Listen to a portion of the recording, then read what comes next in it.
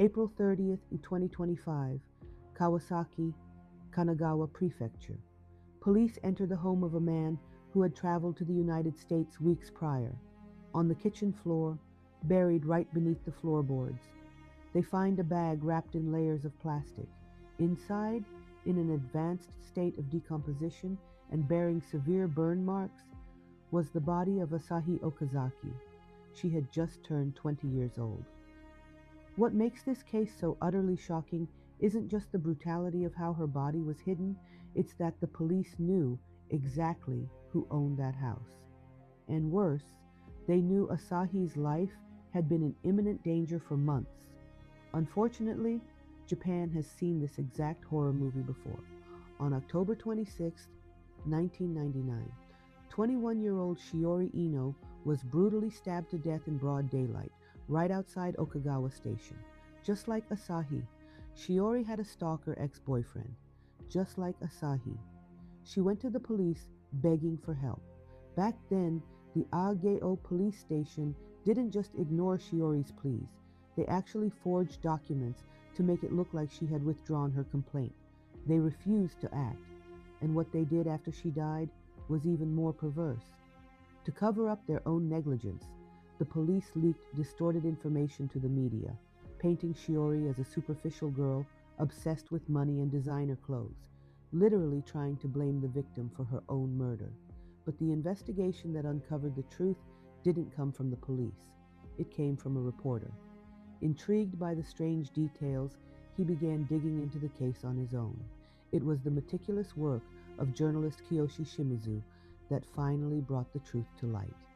When the pressure from Shimizu's reporting forced the police to act, it triggered massive national outrage. The Japanese public demanded change, and in the year 2000, the Anti-Stalking Act was born. The government promised that what happened to Shiori Ino would never happen again. But that promise was nothing but a facade. On September 4th, 2025, the Kanagawa Prefectural Police Department went public with the results of an internal investigation into the death of Asahi Okazaki. They admitted to inefficient responses and structural issues.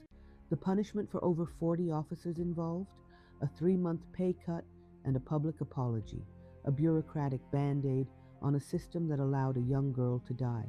And to understand how this catastrophic failure happened, we need to go back to the very beginning of Asahi's story. In the spring of 2024, Asahi, just 19 years old, met 27-year-old Hideyuki Shirai. She was a normal, sweet girl, devoted to her family, working at a local restaurant.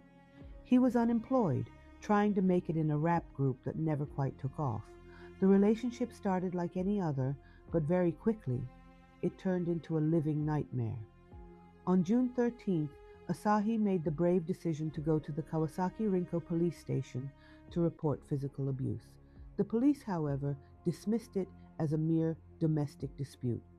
They gave the couple some counseling and dropped Asahi off at her grandmother's house. Even though physical assault was clearly documented in the police report, nothing else was done. 5 days later, Asahi's father confronted Hideyuki. He denied everything until he was shown the evidence on her phone.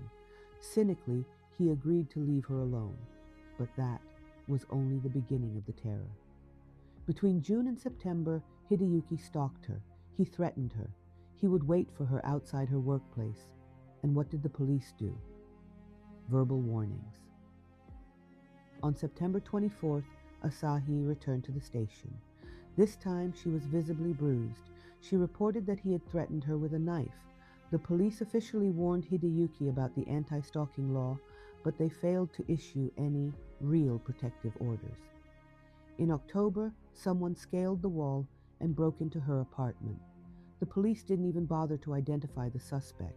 Shortly after, most likely under extreme coercion, Asahi tried to withdraw her complaints, claiming she had exaggerated. The police immediately used this as an excuse to close the case.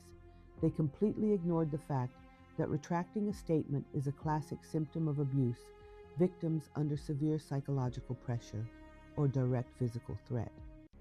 The months of September, October, and November only served to validate Hideyuki's sense of absolute impunity.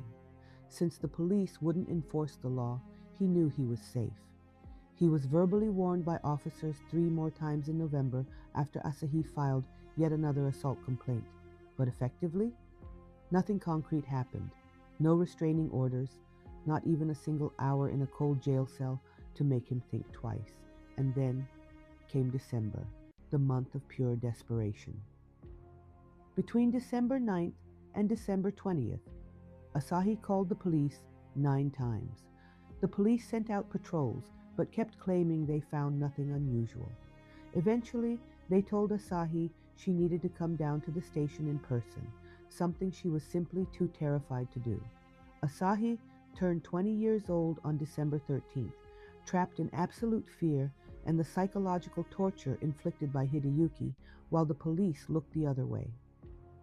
On December 19th, she called twice, warning that Hideyuki was lurking around her house.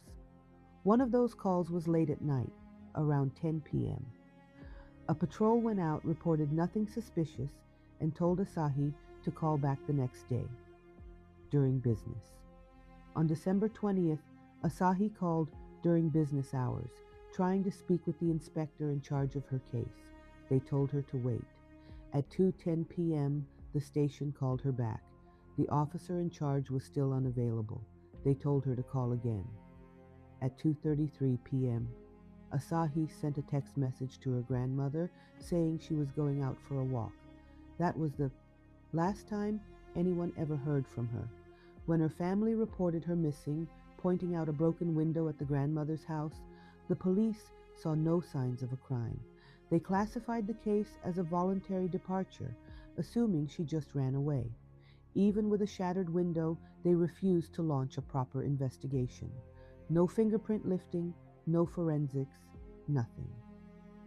The ex-boyfriend was questioned 7 times, only because the family kept pushing, but he denied any contact with Asahi. He openly admitted that he used to loiter around her house and stalk her, but for the day she vanished, he maintained that he had absolutely no contact with her. His word alone seemed to be enough for the police to back off. Completely reassured by the police's inertia, Hideyuki boarded a flight to the United States in early April. It was only after intense, unrelenting pressure from Asahi's father, 4 months after her disappearance, that police finally entered his home and found her body. Hideyuki returned to Japan on May 3, 2025. The moment he landed at the airport, he was arrested for abandonment of a corpse, a charge he didn't deny. However, during subsequent interrogations, he stayed completely silent. He has since been indicted for murder, abandonment of a corpse, and stalking. His trial is still pending. On the very day Hideyuki was arrested at the airport, Asahi's father led a protest of 90 people right outside the police station. He shattered the sacred rule of Japanese social harmony because his grief had completely broken through the tateme. The protesters were family and friends, screaming at the police, telling them that they had blood on their hands too. And when the police called in the riot squad to suppress the protest, the true face of the system was revealed. The backlash exploded across social media and mainstream news, leaving the public furious at the sheer neglect. Asahi Okazaki was not just the victim of a stalker, she was a victim of Japan's illusion of safety. It's an invisible system because, deep down, to avoid creating discomfort in society, people rarely speak up the way Asahi's father did. The structure is meticulously designed to maintain collective order, to fill out spreadsheets, and to ensure that crime statistics look remarkably low. But when chaos knocks on the door of a single individual and they beg for help in the dead of night, the system tells them to call back during business hours. The law of 1999 didn't fail. The failure lies within a bureaucracy that values the convenience of silence over the desperate cry for help of a 20-year-old girl. In Shiori Ino's case, the negligence had an even darker layer. To understand the level of protection surrounding Shiori's ex-boyfriend, you have to look at where his money came from. He and his brother managed a network of nightlife establishments in Japan's gray zone, places that frequently operate right under the complacent eyes of local authorities. This raises a dark suspicion that many journalists whispered about at the time, but the official report chose to ignore. Was the police's refusal to act and their subsequent forgery of documents just bureaucratic laziness, or was it the reflection of a dangerous proximity between those who enforce the law and those who profit in its shadows? Shiori Ino and Asahi Okazaki are cases that came to light because it was impossible to look away. Because in Shiori's case, a journalist refused to let it go. In Asahi's case, a grieving father refused to accept the police's silence. But how many other women have suffered the exact same fate without anyone to fight for them? It's a number that is hard to find, hard to accept, and even harder to believe in a country praised for its low crime rates. It's terrifying to realize how easily these tragedies can be swept under the rug, and make no mistake, they are not rare. Yes, public safety in Japan is highly efficient. Yes, crime rates are low, but stalking reports have been rising year after year. And every time a Shiori Ino or an Asahi Okazaki happens, the laws are tightened. But laws on paper cannot save a life. If the state, with all the power it holds, refuses to actually enforce them, then no law matters. I understand that crimes of this nature are incredibly difficult to prevent, especially when such volatile emotions are involved. But doing absolutely nothing is never an acceptable solution. And the question we are left with is, until when?